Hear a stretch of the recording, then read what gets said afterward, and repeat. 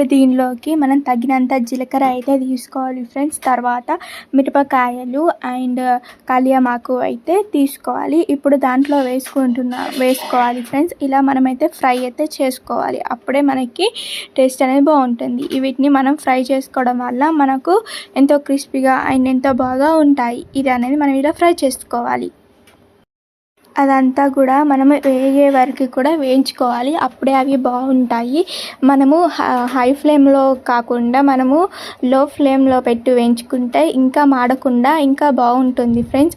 మిరపకాయలు అనేవి మనకి టేస్ట్ అంటే కారం తగినంత మీరైతే తీసుకోవాలి. ఫస్ట్ నేను చెప్పాను కదా, అటుకుల్లో కొంచెం కారం వేసుకోండి. అలానే ఇందులో మనము మిరపకాయలు వేస్తున్నాం కాబట్టి బాగా కారంగా ఉండకూడదు. కాబట్టి లైట్గా అయితే మీరు కారం అనేది కలుపుకోండి అటుకులలో. సో అప్పుడే మనకి బాగుంటుంది. అంత కారం ఉండకుండా అంటే మీకు స్పైసీకి తగినట్టుగా వేసుకోండి. ఇప్పుడు మనము ఎల్లిపాయని దంచుకోండి. ఆ ఎల్లిపాయ పేస్ట్ని కూడా మనము ఇంట్లో వేసుకొని మంచిగా మిక్స్ చేసుకోవాలి. దానివల్ల మనకి టేస్ట్ అనేది బాగుంటుంది. ఇలా మనకి ఇదంతా కూడా పచ్చి పోయి మంచిగా అయ్యే వరకు కూడా మనం ఇలా వేయించుకోవాలి గైస్.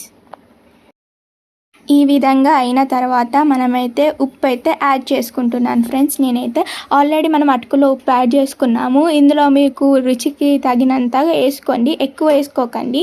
అంటే ఎంత మీరు తింటారో అంతే వేసుకోండి, ఎక్కువ కూడా వేసుకోకండి. అప్పుడు మనకి ఉప్పిసం అనేది అవుతుంది, బాగుండదు అటుకుల చుడవ అనేది. సో అందుకని మీరు ఎంత తింటారో అంతే వేసుకోవడం వల్ల మనకి టేస్ట్ అనేది బాగుంటుంది.